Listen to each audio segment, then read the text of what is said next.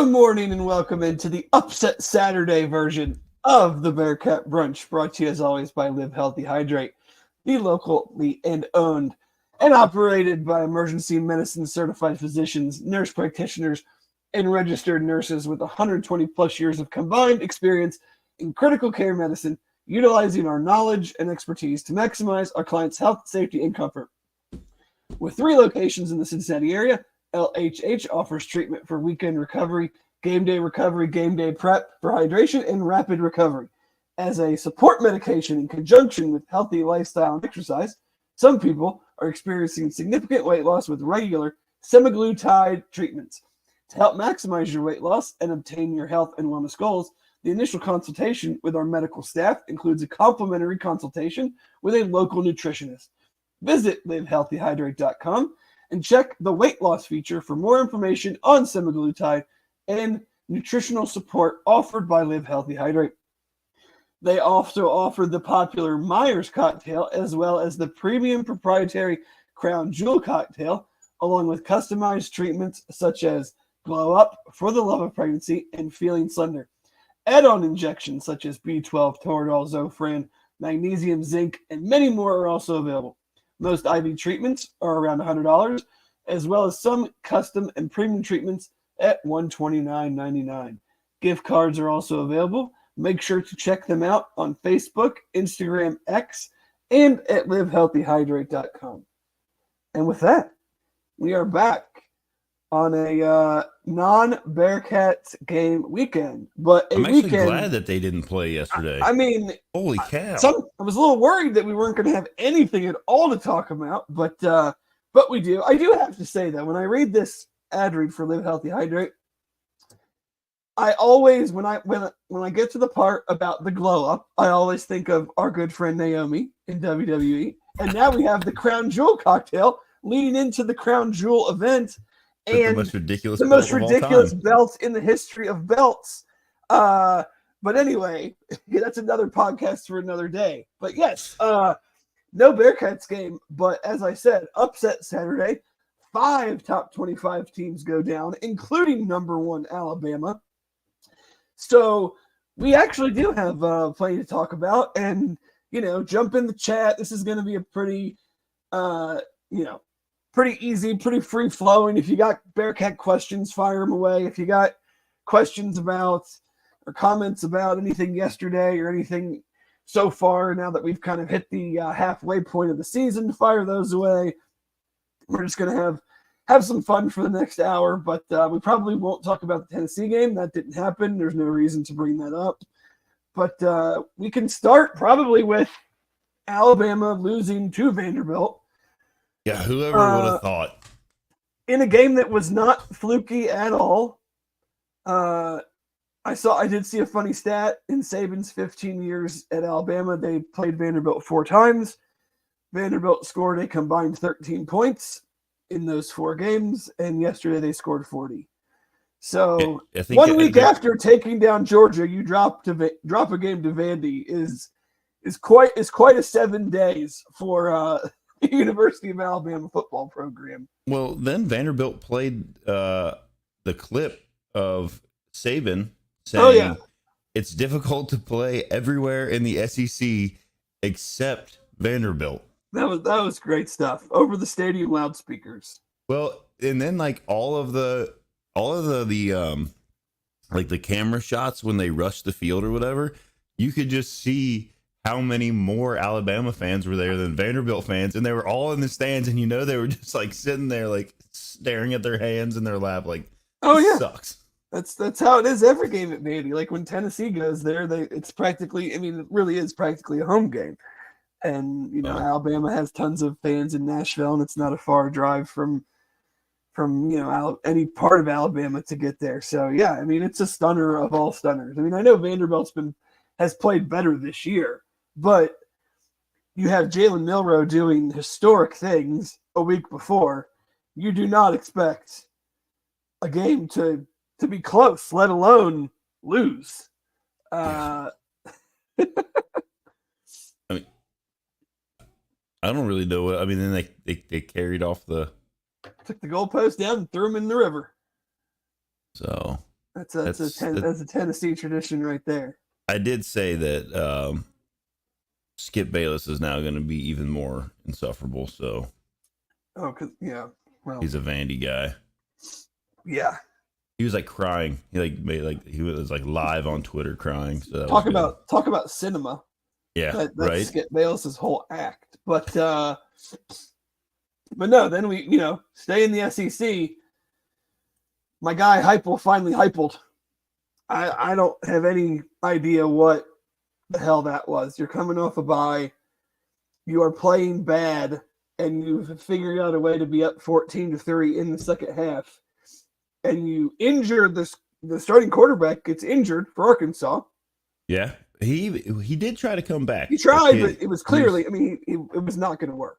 So they bring in the freshman or redshirt freshman back up, and you give up 16 unanswered points and lose. Like, Nico did not play well, and he had a couple shots downfield, like towards the end of the game, that were like, he overthrew Squirrel White by 5 yards. It would have been an easy touchdown. I was gonna say it would have been a walk-in, and they could have kind of got the momentum back at least enough to, maybe hold on or have a little better shot. And instead their wide receivers, like, but Squirrel White goes down. They had a couple other ones. Other guys got hurt, but you give up 19 points on the road with that offense, with that. Yeah, you should not lose that game. Like, you can play bad and still win, but that was very, very poor.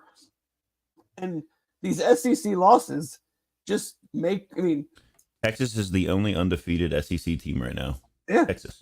You're always going to play more teams that are good. So, you drop one of these games to a team you shouldn't lose to, you are putting yourself in a bad spot for making this expanded playoff. But other teams are obviously losing too. We can go any number of directions you want to go here. I did not see any of Michigan, Washington, or USC, Minnesota. Did you see either of those games? I think Michigan, Washington, that's the one I think I said was chaos at one point. Yes, you did. I did not know what you were referring to. So I turned it on towards the end. Michigan had the ball. It was 4th and 1. The officials had no idea what was going on. They kept stopping the game. Oh, I'll tell you what it was. It started with Washington scored a touchdown. Then, and I thought on the replay that their running back was very clearly down, a full yard short. Close to.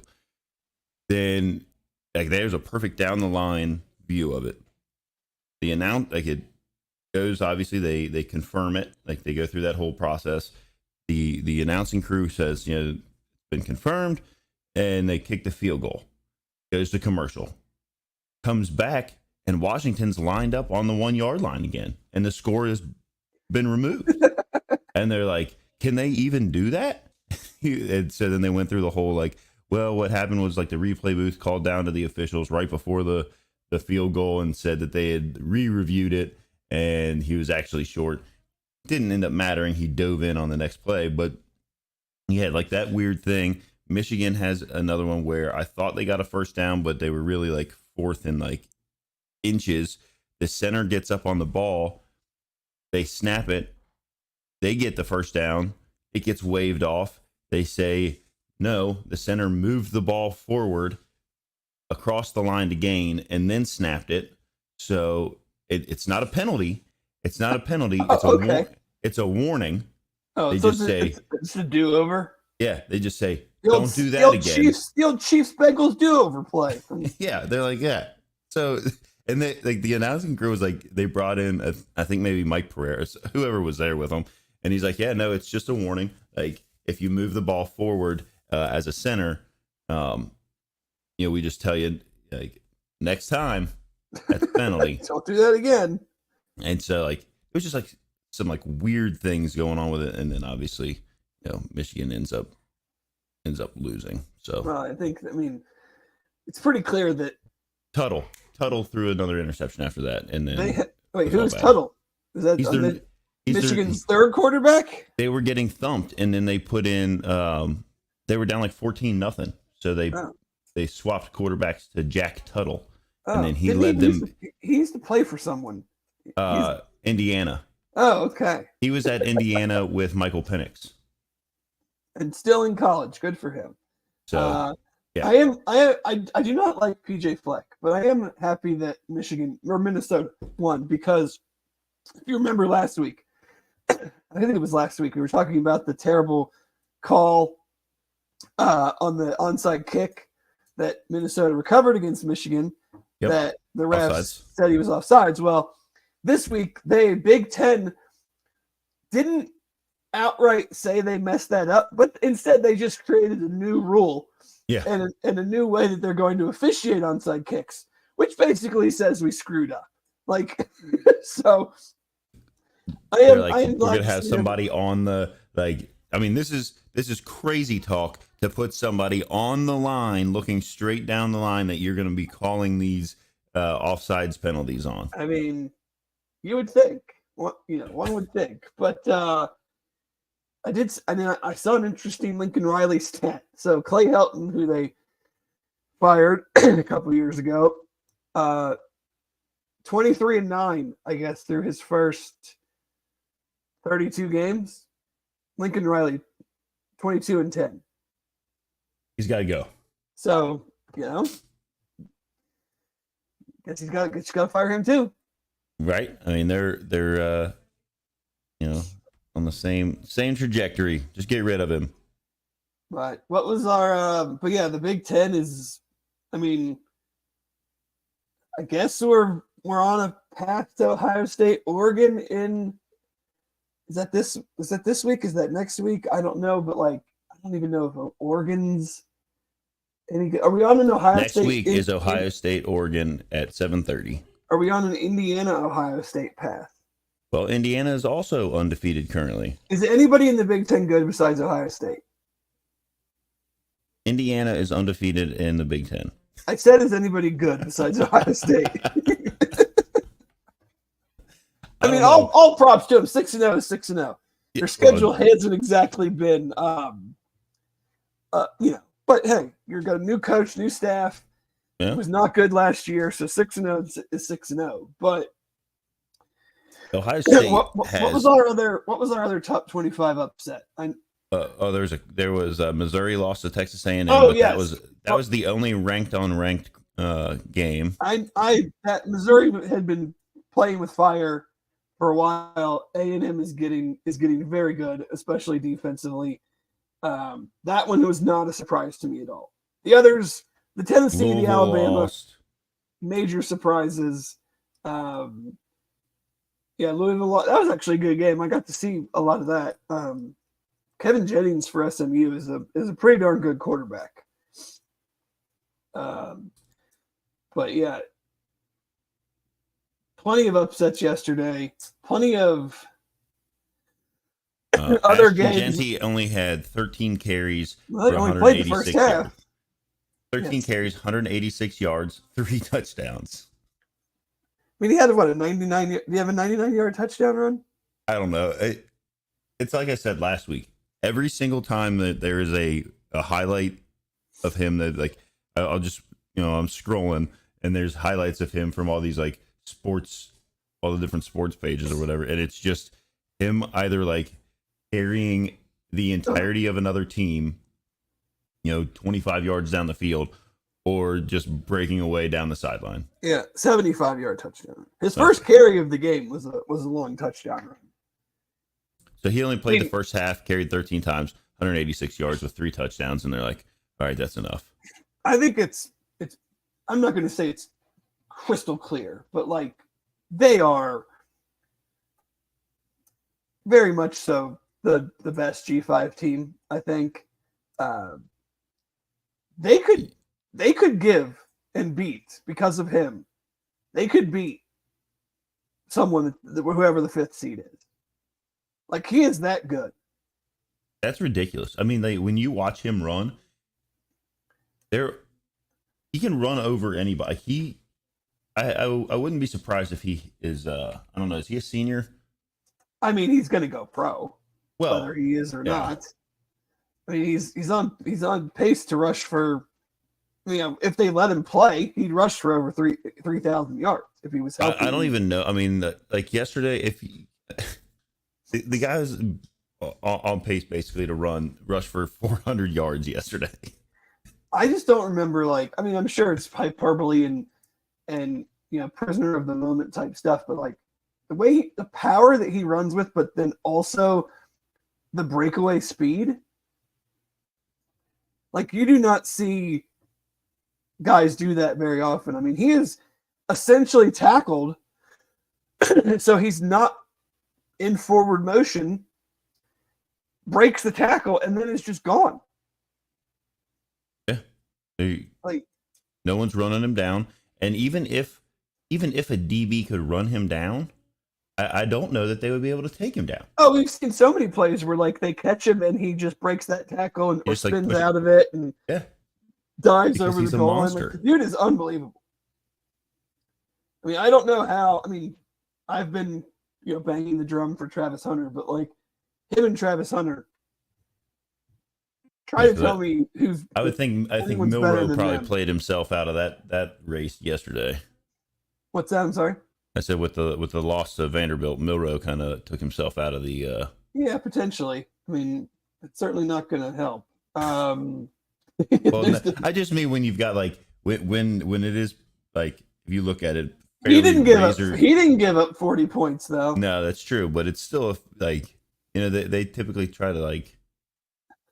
They hang that stuff on them sometimes when they're looking at like such a razor thin margin between like different guys, and they're like, well, you lost to Vanderbilt.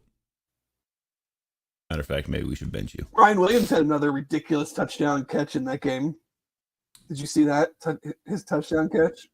No, but I did see Jeremiah Smith's in the Ohio State game. Did you see Ryan Williams' touchdown catch? No, did he like float and defy the matrix again?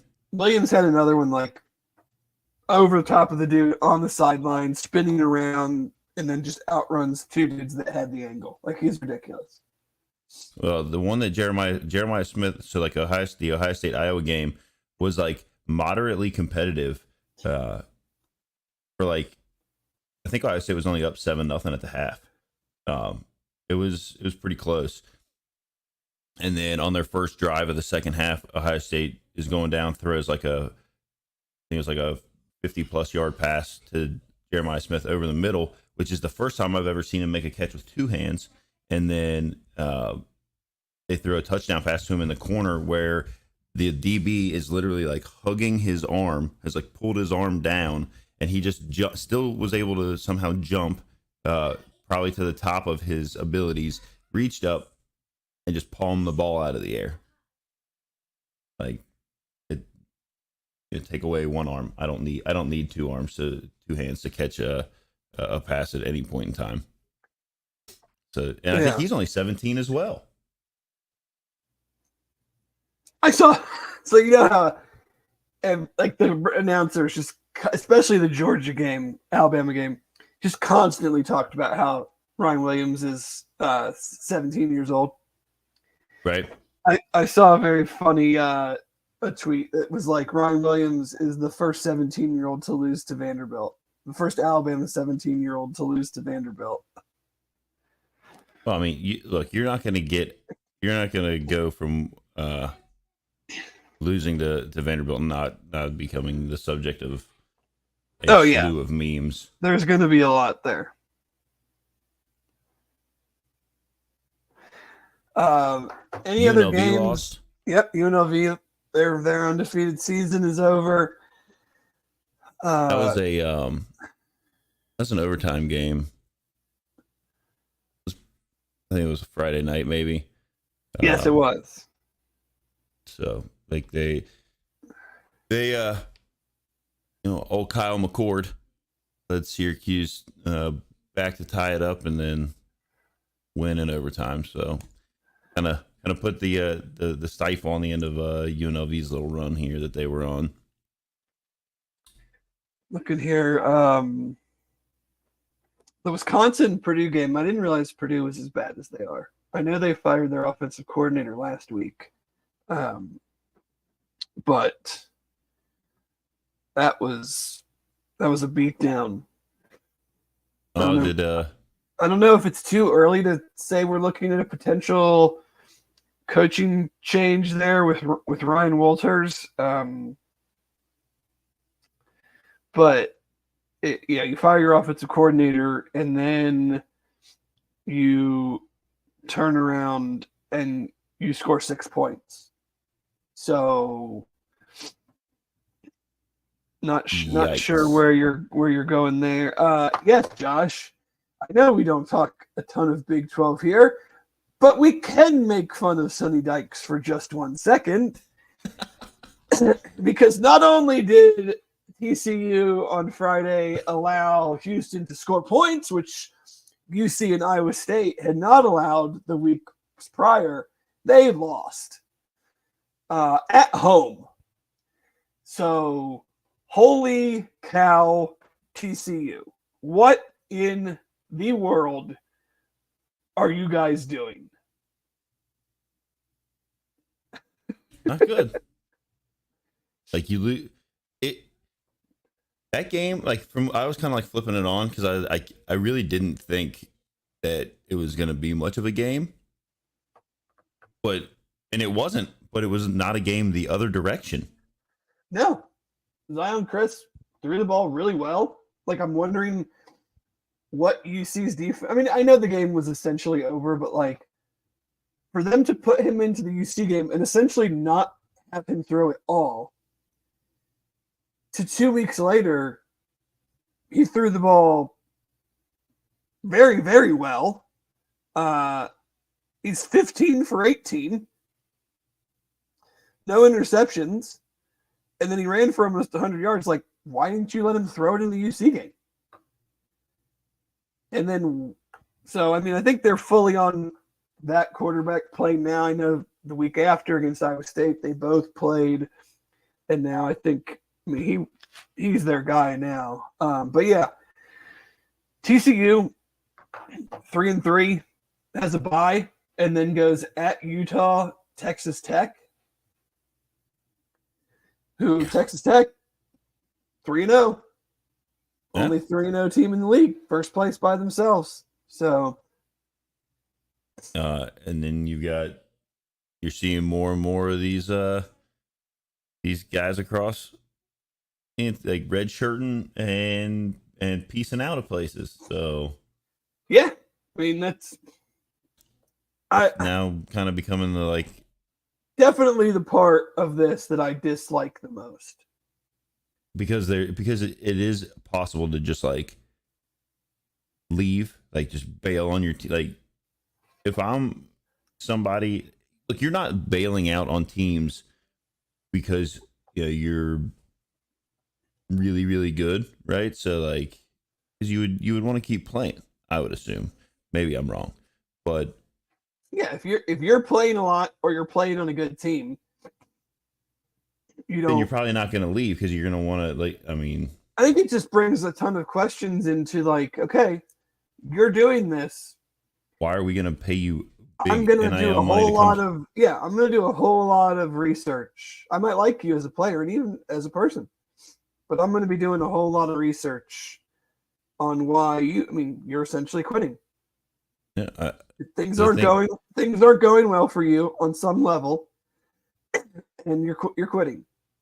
That's kind of what I was angling at. Darren brought up I hope the UCF locker room is a mess after that Florida loss, and that's where like there was I think it said that Threats took his red shirt. He bounced.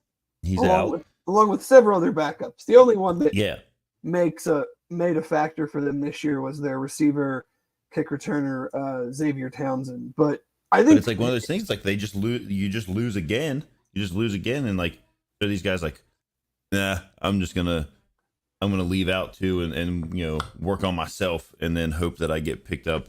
In what I can gather, his leaving is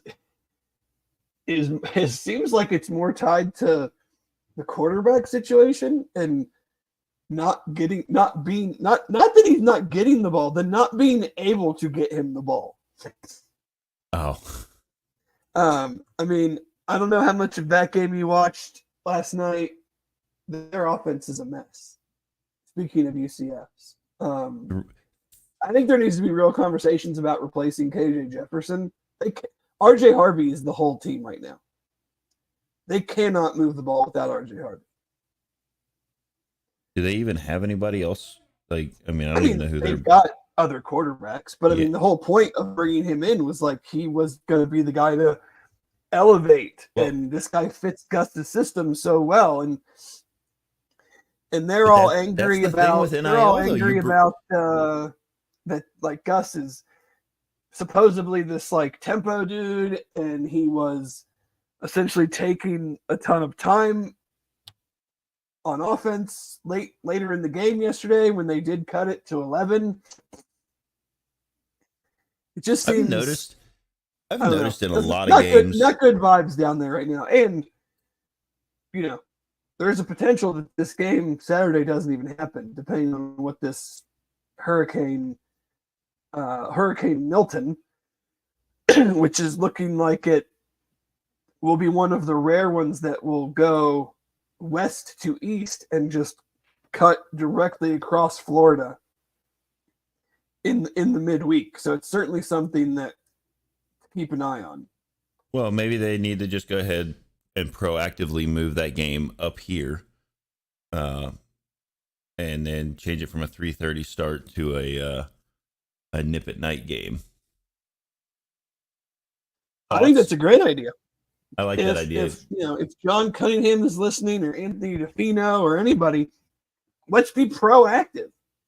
Yeah, open our arms and our hearts to UCF and say, we will gladly, in your time of potential, desperation, we will gladly host you this weekend. We will put you up in our finest, campus hotel and give you the warmest Skyline chili for your pregame meal. All of the above. And bring you to the Queen City. We will happily get you out of harm's way for this Saturday's game and have you come up here and play it. On top of all of that, since UCF's going to be coming in, flying in up here, they might be a little down on themselves, a little bit, like kind of tired. They could book themselves at Live Healthy Hydrate. Maybe get a little bit of, we could extend that. I'm sure that Live Healthy Hydrate would allow them to book their whole team there. I'd throw that in. Yes, I think it's a great idea. I feel like it would be the brotherly, the Big 12 thing to do, to just say, hey guys, we know it could be a rough week for you down there. Could be tough getting your practices in. Why don't you come up here? We'll let you practice at Taft High School or Hughes High School, wherever the closest field is. We can find a parking lot for them to do their walkthrough at. I don't know. Parking lots are shrinking now that we're putting up, more structures. Yeah, maybe FCC can let them come down there and they can warm up. They can do some walkthrough. Sure. That's a field. It is really it is a field. It is a field. But yeah, I'm not. Well, Chad and I will obviously get into it more this week. But I don't think there's a lot of good vibes down in Orlando right now. So, we'll see. And there are a lot of people on the old X platform that are slowly sharing. They're letting receipts come out slowly. I do appreciate they are delusional in one direction, and then the minute it goes the other way, they're just like, find me 3 more wins on this schedule. We're not, and some guy responded to a tweet I saw that was 2025. They rip off, they're 3-0 against New Hampshire, Sam Houston, and TCU, and then their national champions are gonna they could run through the SEC this year with this roster and all and then it's back-to-back losses and sell everybody, use the team for the field for something else like intramurals, send everybody away. Yeah, I hope the weather's not too bad because the erector set bounce house will just blow away. Um, but I would say, Aaron and Chad will get into it more with the Big 12 stuff, but the result that would probably surprise me the most is the West Virginia-Oklahoma State game. I'm not surprised West Virginia won, but to go in there and just beat them down. This is the classic, like, Gundy's team last year that was not hyped very much and had an early season loss to South Alabama, turns around and wins like 6 in a row and has a 9-3 season. And then this year they're, one of the preseason front runners, and it's just a mess. Like, Ollie Gordon is. I was going to say your favorite running back from a year ago. What is going on? It has 101 carries this year for 384 yards and 4 touchdowns. Aston Genty had that in week 1. I just say that's Ashton Genty 1 game stat line. So I don't know what's going on with Ollie. Is their line not holding up? That's what I have not seen a bunch of them. The stuff I listened to, it sounds like there's been a big drop off from last year's line to this year's line. But yeah, it's just, that was a weird one yesterday because the stat lines for West Virginia weren't even like, they weren't gaudy, but they beat them bad. Who else do we need to talk about? I'm looking up one thing up. Kent State did not lose. Did they play? They did not play. So that prediction we can't. It holds tight thus far. Temple. No one probably saw this except if you saw it on maybe Twitter. Temple Yukon. Temple is going in for the winning score. They have the ball. They have the ball at the Yukon, like literally 1 yard line. Yes. They tried with like seconds left. I think 3 seconds left. They're only down 3. I know what. That was another part of like, why don't you? I mean, I guess it's Temple. What the hell? Let's go for the win. But you could have kicked a field goal and gone to overtime. But they tried to do like the Eagles brotherly shove.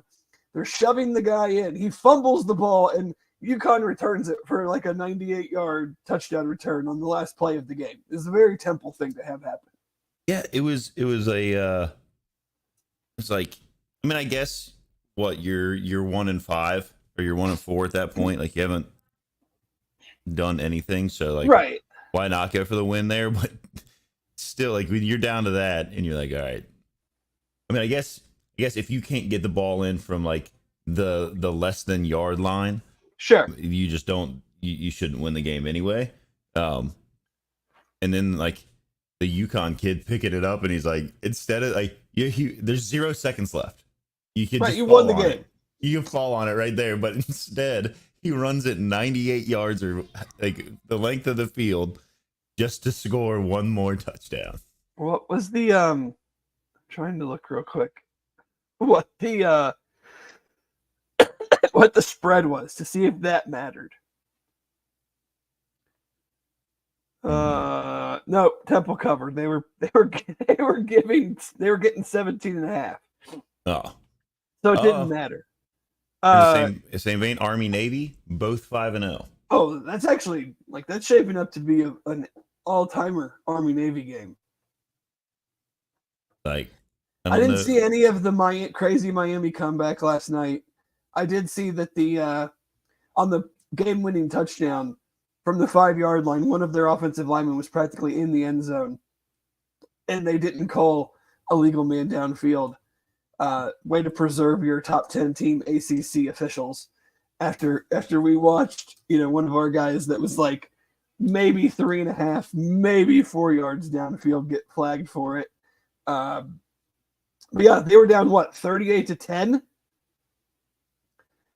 and came back and won 39-38. Yeah, you got to make those things happen when everyone else around it's a you. Great time to have the refs give you a little help there. When you're trying to move up because everybody is losing. Let's see. The other Big 12 one, Baylor's now 2-4, get blown out by Iowa State. They're on a bye week. I know we get 2 byes this year, so I don't think they're going to fire Dave Aranda this week, but it wouldn't surprise me. Because that is just not going in the right direction. And then after the bye, they're at Texas Tech. Yeah, Texas Tech looks pretty. And I would say then they play Oklahoma State, but I don't think Oklahoma State's clearly they're not very good. And then TCU. So, I mean, this is the point where it's like, okay, if you can do we fire him? Because what happens if we win 2 out of the next 3? Yeah, you can't at that point you can't be like fire him after, back to back wins. So you got to get him. You got to let him come off the bye, get thumped by Texas Tech, and then send him packing, or else you got to potentially ride it out. Yeah, it's And we all know what happens when a coach leaves towards the end of the season, as opposed to like right now, where they could at least start trying to build some other, staff and like keep relationships. I don't know what their recruiting looks like right now. I can't imagine it's that great, but you still don't want to start back with an empty cupboard. No, it's he's definitely the one in the conference that I think is probably gonna be on the outs here at some point. But do you have anything else or from the nation yesterday? I know there was a lot, and it's hard to run through it, coherently at some points, but and not leave something out. No, I think we hit some of like the surprising teams that are kind of undefeated, and then the surprises of the guys in the teams in the top 10 that lost. I mean, Navy and Army could potentially both only have one loss going against each other at the end of they both play Notre Dame. I do want to see real quick if Tulane plays Navy. They do. Yeah. Saturday, November 16th at Navy. Yeah, Navy that's definitely one to keep an eye on, because Tulane yesterday put up 70 against UAB. Navy has Charlotte, and then Notre Dame, and then Rice, South Florida, Tulane, East Carolina, and then Army on December 14th. And Army has UAB, East Carolina, Air Force, North Texas, Notre Dame, UTSA, and then Navy at the end of the season. So that could be a fun one if they, and I'm not going to say that like they're guaranteed to lose to Notre Dame by any means. I mean, Notre Dame lost to Northern Illinois. So Navy's quarterback is like on the same level as Malcolm Perry was when they had their really, really good teams, whatever that was 6, 7, 8 years ago. So, I mean, they're going to be a hard out no matter who you play, because it's the Navy style, and they finally have a quarterback that can throw too. I mean, they've had several games where they've thrown for over 200 yards, which they never ever do. So, right, yeah, Army, Navy, and then some Navy has some good games coming up. But that look around the country is brought to you by Royal Links Golf Tours. If you always wanted to play at St. Andrews, today would be a perfect day to play some golf. Have you ever enjoyed a perfect pint of Guinness in Ireland? Well, now you can, thanks to Royal Links Golf Tours. They are a golf tour specialist, offering unforgettable golf experiences to Scotland, England, Ireland, and Wales. Their custom itineraries are more than golf trips. They are immersive cultural and country experiences that will surprise and delight you both on and off the course. Royal Links Golf Tours is owned by former Bearcat quarterback Hayden Moore and his partner, UC alum Jeff Bartholomew.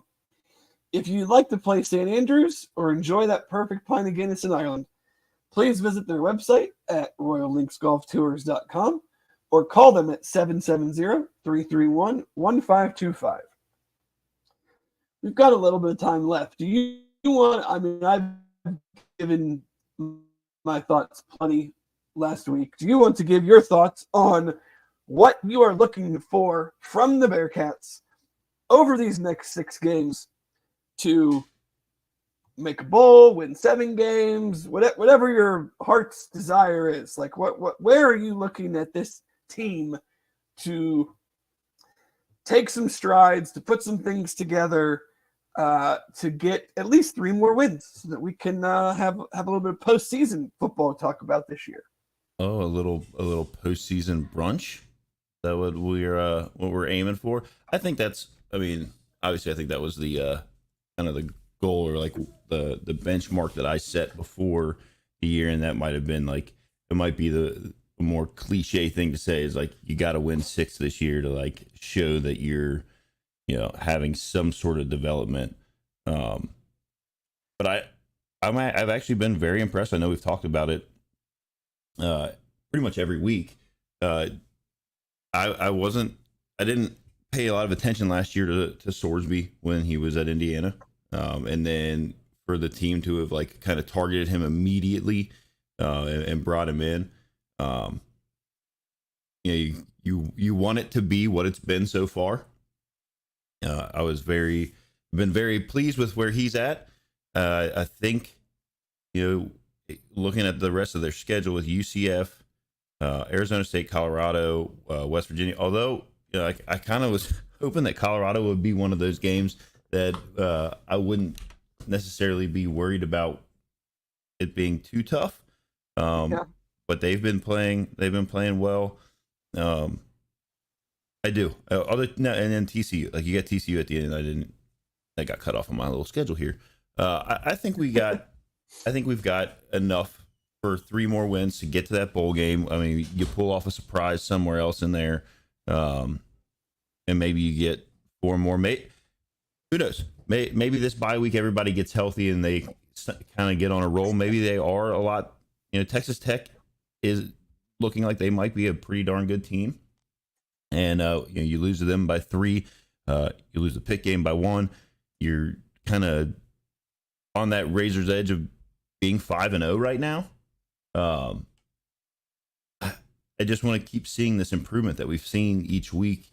Like not giving up huge, the third down plays where you got them stopped, kind of controlling the game. Yes, we can have the continue to have these drives that are spanning 6+ minutes, 10, 12, 13 play, like the big drives that kind of take away momentum from the other team that end in scores. And then where we can also just hit like big splash plays. So that's kind of where I'm at. I'm happy with the progress and the things that we've been seeing. The defense looks like it's slowly starting to come together. I know that everybody was kind of worried that it was not going to be that great. You had like Kerry Combs, I think at the beginning of the year, saying something like, we've only got like 2 DBs that can see the field right now that are starters at this level.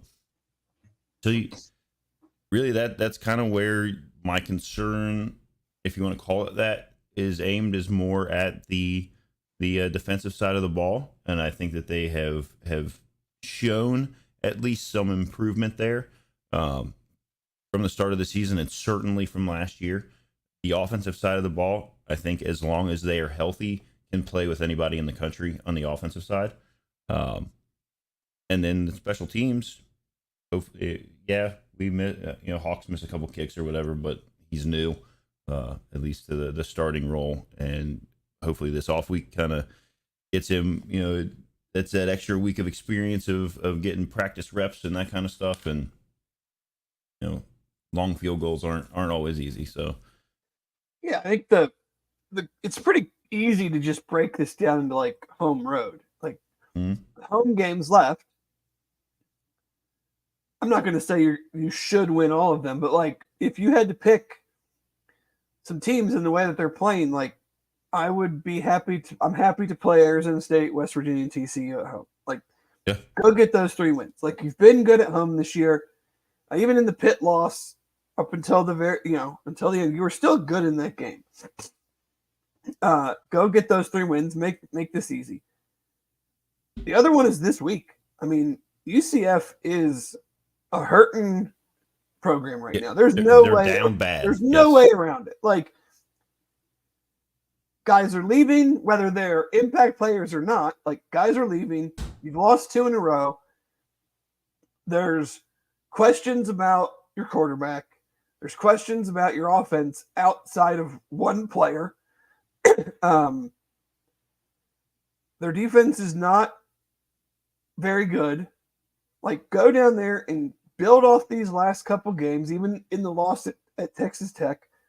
Hopefully, we've gotten healthier over this break.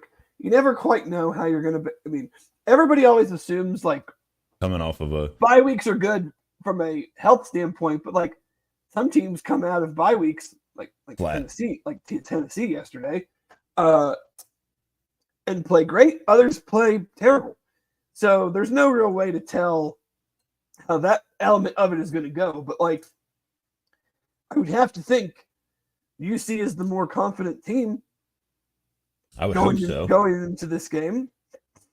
And like, you know, I don't put like a super large weight of like bulletin board material kind of stuff, but like, you know, and one of them's not even on the team down there anymore, but like there were some dudes that like left here for greener pastures, you know, and that's kind of disrespectful.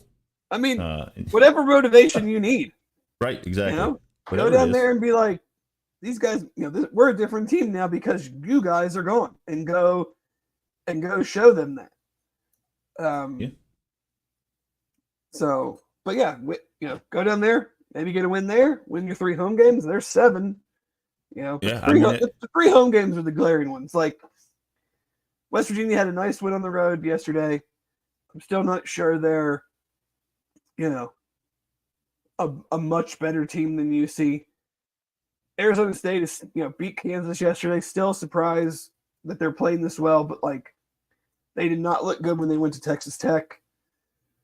Get that game here, and the TCU game. Who knows what the heck they're going to be by the last game of the year? And we always know when teams that are not having a good go of it come here late, and if it's cold, if the conditions are crappy. Yep, and it's a TBD game. So I don't anticipate anybody flexing that one to 7:30 ABC. Oh, hey, if they could find a way to make that a nip at night game at the end of the season, I mean, can we get one? Can we get one this year? Like, I mean, that should be a requirement. I feel like that's the last couple of years, that's something different. You know, that is. I mean, I've already seen the guy that does a really, really good job, and I can't pronounce his last name. I follow him on Twitter. Projecting game times. He's got the UC Arizona State game at 3:30 on ESPN2. I mean, can we just get one? I mean, maybe West Virginia will be, but like, that wouldn't be a bad one to have it. I mean, because that could be, you know, 2 teams kind of not, hopefully, that aren't like, you know, the bottom of the barrel going against each other kind of stuff. Like, be a pretty good. Right now, ESPN predicts that it's a 50-50 game. So, on the matchup predictor, which move that to a nip at night. Let's see that.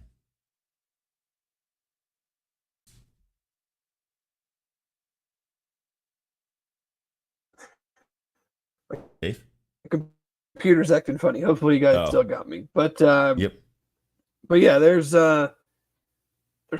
certainly places to continue to get better. You know, 6 games in, I don't want to say you are what you are.